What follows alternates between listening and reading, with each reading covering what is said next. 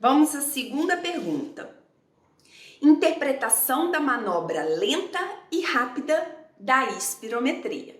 E aí, qual a diferença, né?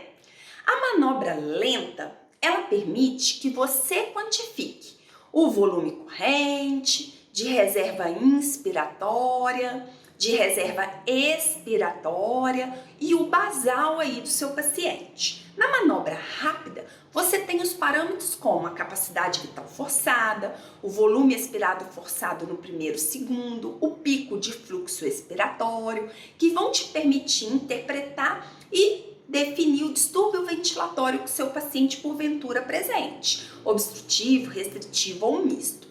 Agora eu quero que você lembre o seguinte: por meio da espirometria não vai ser possível quantificar o volume residual, que é aquele volume de ar que em condições fisiológicas eles permanecem ainda no pulmão após uma expiração máxima lá no volume de reserva expiratória.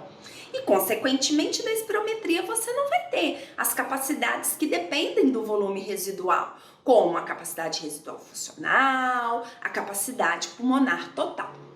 Outro ponto bem interessante é o seguinte: nos indivíduos que são saudáveis, não tem uma diferença ou há uma pequena diferença entre a capacidade vital lenta e a capacidade vital forçada.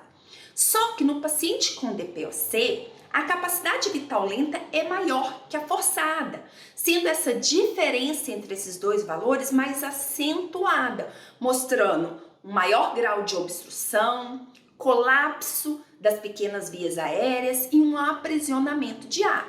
Então você pensa o seguinte: o VF1 ele representa apenas a obstrução ao fluxo de ar, enquanto essa diferença da capacidade vital lenta e forçada, ela está mais relacionada a um aprisionamento de ar. E isso pode ser explicado pelo seguinte mecanismo.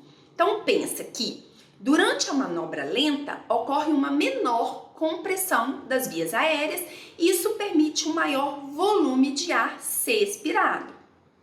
Quando o paciente faz a manobra forçada, tem uma grande compressão das vias aéreas, então tem um menor volume exalado de ar.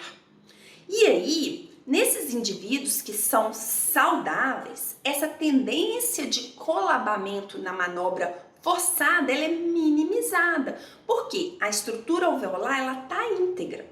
Por outro lado, no paciente que tem DPOC, esse parênquima pulmonar ele está alterado, fazendo com que essas vias aéreas tendam a um colapso na manobra forçada, o que causa o aprisionamento de ar e aí o desenvolvimento de uma hiperinsuflação dinâmica. E esse paciente, por conta disso, tem um pior desempenho no exercício e nas tarefas funcionais. E o que a gente pode pensar? Que esse aumento da capacidade vital lenta em relação à capacidade vital forçada pode ser um índice preditivo de capacidade de exercício no seu paciente com DPOC. E aí é interessante também acompanhar essa medida.